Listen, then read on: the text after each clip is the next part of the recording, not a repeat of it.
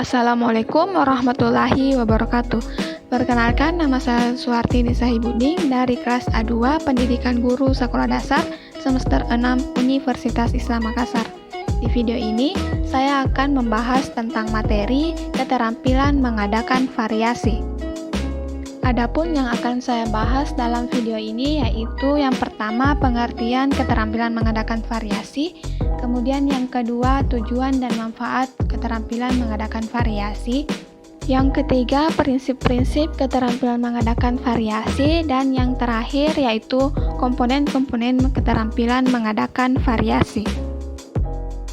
Langsung saja kita masuk pada pembahasan pertama yaitu pengertian keterampilan mengadakan variasi. Keterampilan mengadakan variasi adalah suatu keterampilan guru dalam melakukan perubahan-perubahan dan perbedaan-perbedaan di dalam kegiatan proses pembelajaran. Baik perubahan dalam gaya mengajar, keanekaan media pembelajaran yang sesuai, serta perubahan pola interaksi siswa dalam kegiatan belajar, agar kegiatan dalam pembelajaran tersebut tidak menimbulkan kebosanan ataupun kejenuhan bagi siswa. Selanjutnya yaitu tujuan dan manfaat keterampilan mengadakan variasi. Adapun yang pertama yaitu memelihara dan meningkatkan perhatian siswa terhadap materi dan aktivitas pembelajaran. Yang kedua yaitu terciptanya proses pembelajaran yang menarik dan menyenangkan bagi siswa. Yang ketiga yaitu menghilangkan kejenuhan dan kebosanan. Yang keempat, meningkatkan berfungsinya motivasi rasa ingin tahu melalui kegiatan investigasi dan eksplorasi. Yang kelima, membentuk sikap positif terhadap guru dan sekolah. Dan yang terakhir yaitu memungkinkan dilayaninya siswa secara individual sehingga memberi kemudahan belajar. Kita masuk pada pembahasan selanjutnya yaitu prinsip-prinsip keterampilan mengadakan variasi. Adapun yang pertama yaitu bertujuan. Variasi stimulus yang dikembangkan dalam pembelajaran harus memiliki tujuan yang terarah dan jelas. Tujuan variasi harus sejalan dan diarahkan untuk menunjang pencapaian tujuan pembelajaran. Oleh karena itu, variasi stimulus juga harus memperhatikan kesesuaiannya dengan sifat materi, karakteristik siswa, dan faktor kemampuan guru untuk melaksanakannya. Kemudian yang kedua yaitu fleksibel. Variasi stimulus yang dikembangkan harus bersifat luas dan tidak kaku, sehingga setiap jenis variasi yang diterapkan memungkinkan dapat diubah disesuaikan dengan situasi, kondisi, dan tuntutan yang terjadi secara spontan pada saat terjadinya pembelajaran tanpa harus mengganggu keutuhan proses pembelajaran yang sedang dilaksanakan. Yang ketiga yaitu lancar dan berkesinambungan. Setiap variasi yang dikembangkan dalam pembelajaran harus berjalan lancar. Perpindahan dari suatu bentuk stimulus ke stimulus pembelajaran lainnya dalam rangka menerapkan stimulus pembelajaran yang bervariasi. Semuanya harus merupakan suatu kesatuan yang utuh sehingga tidak merusak perhatian siswa dan tidak mengganggu proses belajar mengajar. Kemudian yang keempat yaitu wajar atau tidak dibuat-buat. Variasi stimulus dalam pembelajaran tidak dibuat-buat sehingga tidak terkesan seperti dipaksakan. Oleh karena itu, setiap jenis atau bentuk stimulus yang dikembangkan sebaiknya berjalan secara wajar, alamiah, dan terikat langsung dengan konteks pembelajaran yang sedang dibahas. Selanjutnya yaitu D. Komponen-komponen keterampilan mengadakan variasi. Yang pertama yaitu variasi dalam gaya mengajar. Adapun poin dalam variasi dalam mengajar yaitu yang pertama, variasi suara. Variasi suara dapat dilakukan seperti perubahan nada suara dari keras menjadi lemah dan tinggi menjadi rendah, cepat menjadi lambat, dan suara gembira menjadi sedih atau pada saat memberikan tekanan pada kata-kata tertentu. Yang kedua yaitu memusatkan perhatian. Pemusatan dengan lisan diikuti dengan syarat seperti menunjuk pada gambar yang tergantung di dinding atau papan tulis dan sebagainya. Untuk memfokuskan perhatian siswa, pada saat aspek kunci guru dapat menggunakan atau memberikan peringatan dengan bentuk kata-kata.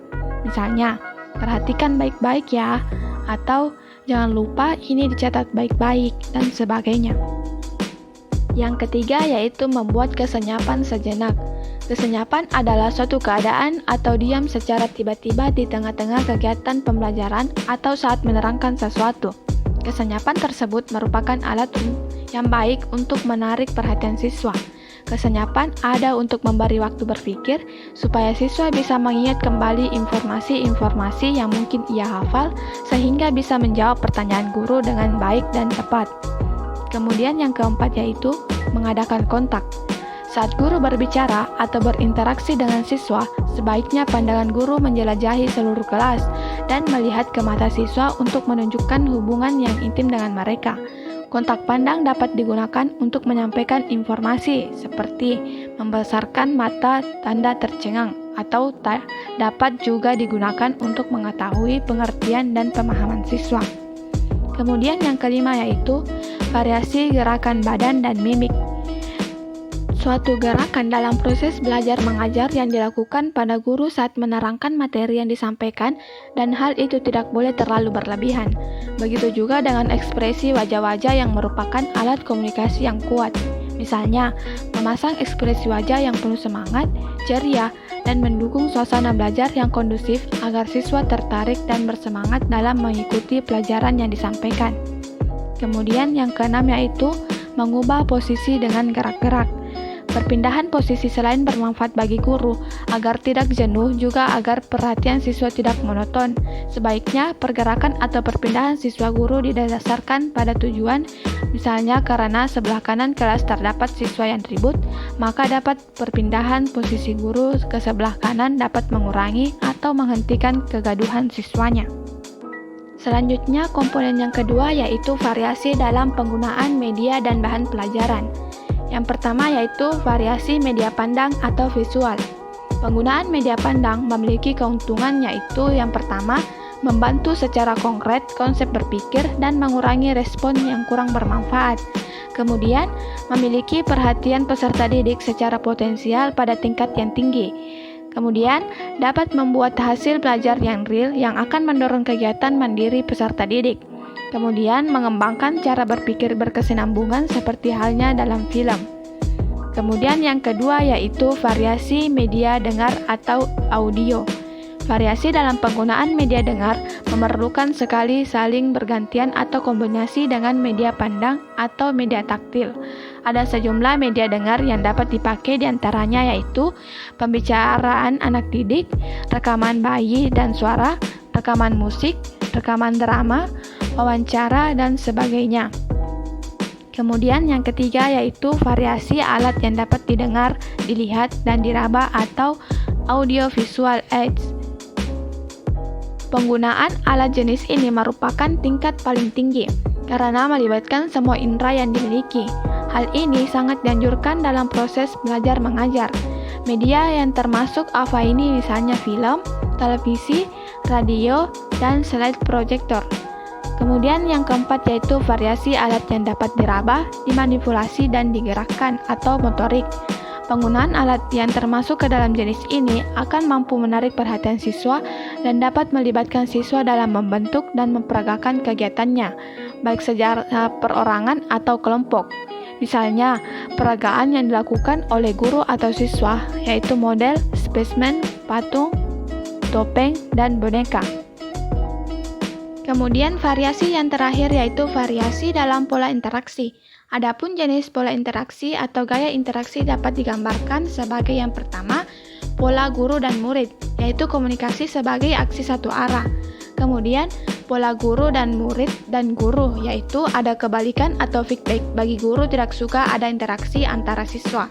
Kemudian yaitu pola guru, murid, dan murid, yaitu ada balikan bagi guru, siswa saling belajar satu sama lain. Kemudian yang keempat, pola guru dan murid, murid dan guru, murid dan murid, yaitu interaksi optimal antara guru dengan murid dan antara murid dengan murid, atau komunikasi sebagai interaksi dan multi arah. Kemudian yang terakhir yaitu pola melingkar. Setiap siswa mendapat giliran untuk mengemukakan sambutan atau jawaban. Tidak diperkenakan berbicara 2 kali sebelum semua siswa belum mendapat gilirannya.